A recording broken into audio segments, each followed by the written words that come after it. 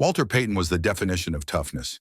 In 13 NFL seasons, he missed just one game as a rookie. After that, he played 186 straight, carrying the ball nearly 4,000 times, taking hit after hit, and still retiring as the NFL's all-time leading rusher. But Payton wasn't just durable. He was dominant. A 9-time Pro Bowler, 5-time first-team All-Pro, NFL MVP in 1977, and a Super Bowl 20 champion. To Chicago fans and to football fans everywhere, he wasn't just sweetness. He was unbreakable. But here's the question. Were any of the following players tougher than Payton?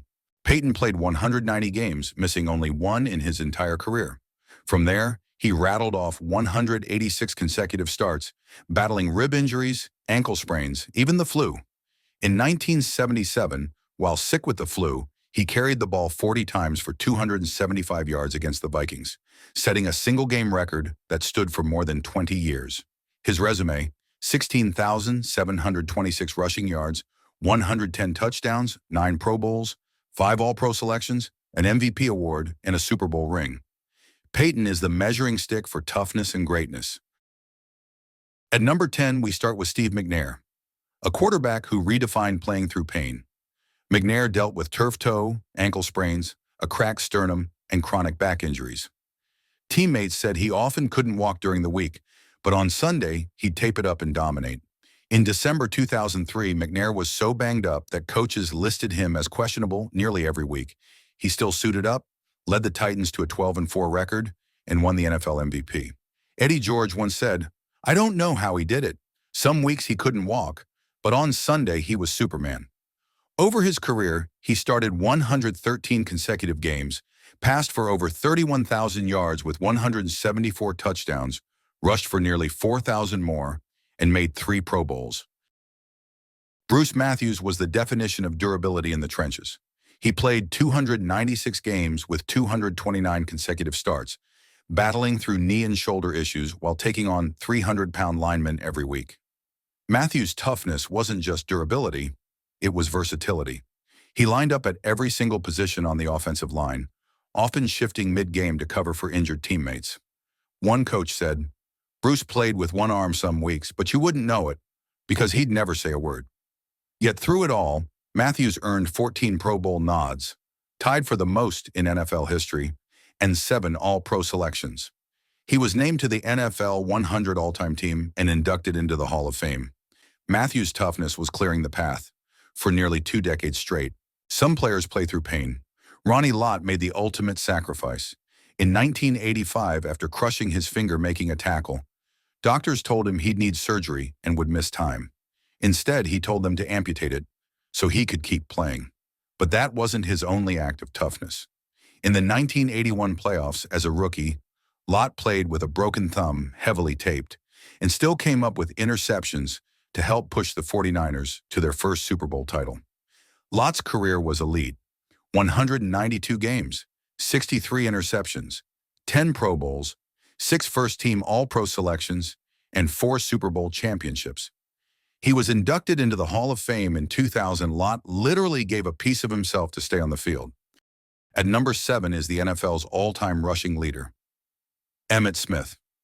In 1993, with the NFC East on the line against the Giants, Smith separated his shoulder in the first half. He could barely lift his arm, but carried the ball 32 times for 168 yards, leading Dallas to a win in overtime. Troy Aikman said afterward, "That game defined Emmitt Smith. He couldn't even raise his arm, but he carried us to the playoffs." Over his career, Smith played 226 games with 164 consecutive starts, rushing for a record 18,355 yards and 164 touchdowns. He added 8 Pro Bowls, 4 All-Pro selections, an MVP award, and 3 Super Bowl rings, including a Super Bowl MVP. Brett Favre wasn't just tough, he was indestructible. Favre holds the record for 297 consecutive starts, playing through broken thumbs, concussions, sprains, and more. No matter the injury, Favre lined up and played. His toughness was never clearer than December 22, 2003. Just one day after his father passed away, Favre threw for 399 yards and 4 touchdowns on Monday Night Football, leading the Packers to victory. He piled up over 71,000 passing yards, 508 touchdowns, 11 Pro Bowl appearances, 3 straight MVP awards, and a Super Bowl title. Favre never missed a start, the NFL's ultimate ironman. Defensive linemen take hits on every snap. Paige took them for 15 seasons without breaking. Paige played 218 games with 215 consecutive starts, anchoring the Vikings' famous Purple People Eaters defense. He fought through knee and ankle injuries but never let up. Vikings coaches said Paige would sometimes practice harder than games, refusing to let up even with swollen knees. That relentlessness helped him pile up 148.5 sacks, 9 Pro Bowls, 6 All-Pro selections, and an NFL MVP award in 1971, a rare feat for a defensive lineman. Ray Lewis wasn't just the heart of the Ravens' defense, he was its soul. Over 17 seasons, he played 228 games and logged more than 2,000 tackles. In 2012, at age 37, he tore his tricep, an injury that should have ended his season. Instead, he rehabbed furiously, returned for the playoffs, and led the Ravens to a Super Bowl win in his final game. Teammates said he gave pre-game speeches with his arm still heavily bandaged and still backed it up on the field. Lewis was a 13-time Pro Bowler, 7-time first-team All-Pro, 2-time Defensive Player of the Year, and 2-time Super Bowl champion, including a Super Bowl MVP. Jack Youngblood will forever be remembered for his warrior moment. In the 1979 playoffs, Youngblood broke his leg. Most players would have been sidelined for months. Youngblood taped it up and kept playing through the NFC Championship, Super Bowl 14, and even the Pro Bowl the following week. He started 201 consecutive games, finishing with 151.5 sacks, 7 Pro Bowls, and 5 All-Pro selections. He was inducted into the Hall of Fame in 2001. Youngblood later said, "The team needs me, so I'm playing." Simple as that. At number 2, another Chicago legend, Mike Singletary. Singletary started 172 consecutive games, leading the '85 Bears defense, the most dominant in NFL history. He played through neck, shoulder, and rib injuries, his intensity never fading. In the 1985 opener against Green Bay, Singletary played through the flu and still racked up 10 tackles and an interception. His piercing stare became a symbol of the Bears' defense. Teammates said, "You couldn't tell if Mike was hurt, sick, or tired because it never changed the way he played."